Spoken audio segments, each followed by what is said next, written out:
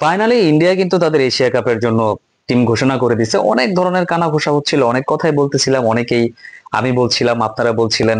আমি বলছিলাম সে খেলবে, আপনারা বলছিলেন তিনি খেলবেন। আপনারা আমাকে জিজ্ঞেস করতেছিলেন অনেকের কথা, যে কে খেলছে না, কাকে, তার নাম কেন বললাম না। ভাই আসলে আমি তো বলার মতো কেউ না, সবকিছু আসলে বিসিসিআই এর উপর নির্ভর করে। ভারতের যে ক্রিকেট বোর্ড আছে তারা যাদেরকে নিবে, যারা সিলেক্টর আছেন তারা যাদেরকে নিবেন, দিন শেষে কিন্তু তাদেরকে খেলতে হবে। আশ্চর্যজনক ভাবে যে বিষয়গুলো হয়েছে সেটা হচ্ছে, আমার কাছে আপনার কাছে আশ্চর্যজনক মনে হইলো, সেটা কিন্তু ভারতের ক্রিকেট বোর্ডের কাছে আশ্চর্যজনক ছিল না। সেটা হচ্ছে সবকিছু ছাপিয়ে, সবাইকে ছাপিয়ে, Shubman Gill is in the team as vice captain. Shubman Gill যার দলেই থাকার কথা ছিল না, সেই শুভমান গিল কিন্তু দলে আছেন এবং ভাইস ক্যাপ্টেন হিসেবে দলে আছেন। তো সেটার ব্যাখ্যা হিসেবে যখন প্রেস কনফারেন্স হয়েছে সেখানে জিজ্ঞেস করা হয়েছে সূর্য কুমার যাদবকে, যে সূর্য কুমার যাদব শুভমান গিলকে কি হিসেবে বিবেচনা করা হইলো। দেন সূর্য কুমার যাদব জবাবে এটা দিয়েছেন যে শুভমান গিল আগেও ভারতের জন্য টি-20 খেলেছে এবং সেখানে অ্যাজ ভাইস ক্যাপ্টেন খেলেছে। দ্যাটস ওয়াই শুভমান গিল বর্তমানে লাল বলের ক্যাপ্টেন, ভারতের ওডিআই টিমের ভাইস ক্যাপ্টেন। এবং টি-20তে এরকম একজন ক্রিকেটারকে ভারত হয়তো বা খেলাইতে চায় যেখানটাতে তিনও ফরম্যাটের ক্যাপ্টেন, সেটাই আসলে শুভমান গিলের কাঁধে তারা আসলে দিতে চাচ্ছে। কারণ শুভমান গিল অলরেডি সফলতা দেখিয়েছে, এখানে আমি ভুলের কিছু দেখতেছি না। দ্যাটস ওয়াই ভারত তাদের ফিউচার ক্রিকেটের কথা চিন্তা করে আই থিঙ্ক এখন থেকেই প্রিপারেশনটা নেওয়া শুরু করছে।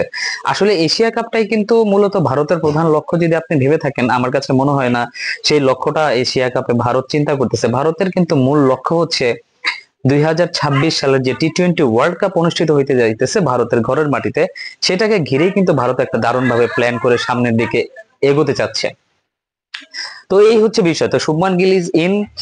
আর আনলাকিলি, আনলাকিলি বলতে হবে শ্রেয়াস আইয়ার এবং আপনার ইয়াশস্বী জয়সওয়াল দুইজনের কিন্তু দলে জায়গা হয় নাই। দুইজনের জায়গা না হওয়ার কারণে যখন আপনার অজিত আগারকারকে প্রশ্ন করা হয়েছে সিলেক্টর ভারতীয় ক্রিকেট বোর্ডের, তখন কিন্তু অজিত আগারকার জবাব দিয়েছেন যে এখানে তাদের দুইজনের কোনো ফল্ট নেই।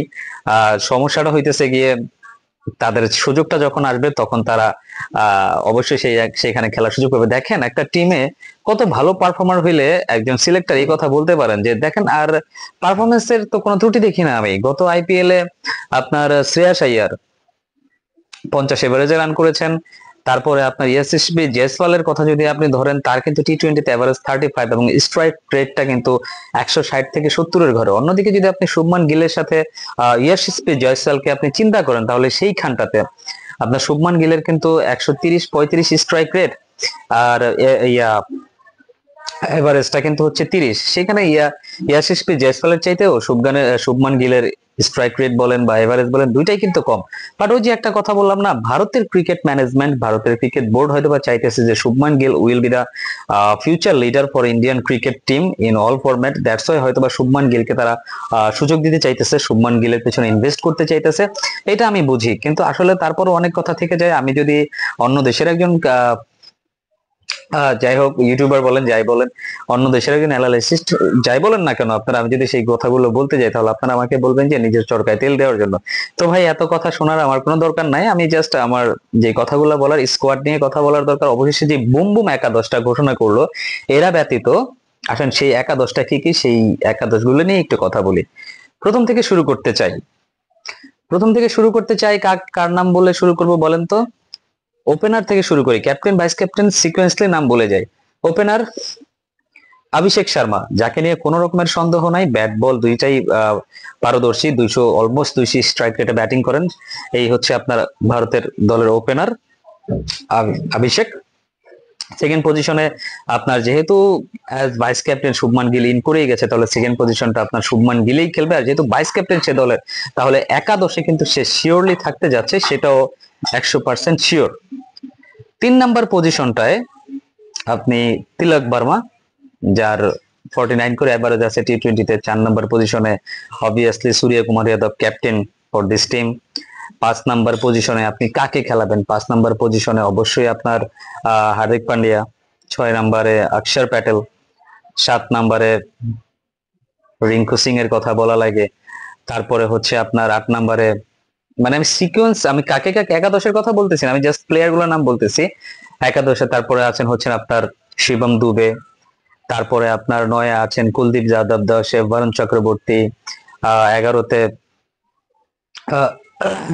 11তে আছেন আপনার জাসপ্রীত বুমরা, 12তে হার্ষিত রানা, 13তে আপনার আপনার হচ্ছে আরেকজন বোলার আর্শদীপ সিং, তারপরে আপনার জগদীশ শর্মা ব্যাটার। ঠিক আছে, তার কিন্তু আসলে গত আইপিএল এ যে এই ব্যাঙ্গালোরের হয়ে কিন্তু আপনার খুব ভালো পারফরমেন্স দেখাইছে যে এই wicket keeper batter, that's why কিন্তু তার এই দলে সুযোগ পাওয়াটা। তো যাই হোক, যে 15 সদস্যের স্কোয়াড ঘোষণা করছে team India, Jasprit Bumrah obviously যেই স্কোয়াডটা ঘোষণা করছে, আমার কাছে মনে হয় যে এই একাদশটা অনেক ভালো একটা একাদশ হয়েছে। এই একাদশ নিয়েও যে আপনি কোনো ত্রুটির কথা বলবেন, সেখানে কোনো ত্রুটিযুক্ত কোনো কথা আপনি বলতে পারবেন না। আমার মতে যদি বলেন যে এটা কেমন একাদশ, আমি বলবো এক কথায় বুম বুম একাদশ। ভাই বুম বুম একাদশ হয়েছে এই একাদশটাই এশিয়া কাপ জেতার মতো ক্ষমতা রাখে, এবং এই একাদশটা আপনার টি-20 ওয়ার্ল্ড কাপও জেতার মতো ক্ষমতা রাখে। এখন আপনি যার এগেনস্টে খেলান না কেন, যার সামনেই তাদেরকে দাঁড় করায় দেন না কেন, দিস ইজ দ্য ভাই quite toughest team I think. আমার কাছে যেটা মনে হচ্ছে, এরকম একটা টিমকে বিট করা আসলে শুধু আহ অসম্ভব বলতে কোনো কথা নেই, অসম্ভব বলবো না, but very tough, very tough, যে কোনো সাইডের জন্যই ভেরি টাফ। তো আমার কাছে মনে হয় যেন ওভারঅল ইন্ডিয়ান টিমটা ভালোই হয়েছে। জয়সওয়াল আর শ্রেয়াস আইয়ার ইনক্লুডিংটা ব্যতীত আমার কাছে মনে হয় যেন বাকি সবকিছু ঠিকঠাক আছে। দর্শক, তারপরে আপনারাও বলে দিবেন, জানাই দিবেন যে আসলে কি একটা ব্যাপার হয়েছে, এরকম স্কোয়াডটা কেমন হইতে পারতো। আপনারও তো পছন্দের স্কোয়াড ছিল, আপনি আপনার পছন্দের জিনিসটা আমার এই ভিডিওর কমেন্ট সেকশনে কমেন্টস করে জানাই দিতে পারেন। আর কোনো মন্তব্য থাকলে, কোনো পরামর্শ থাকলে সেগুলো জানাইতে পারেন। সবাই ভালো থাকবেন, সুস্থ থাকবেন। আসসালামু আলাইকুম।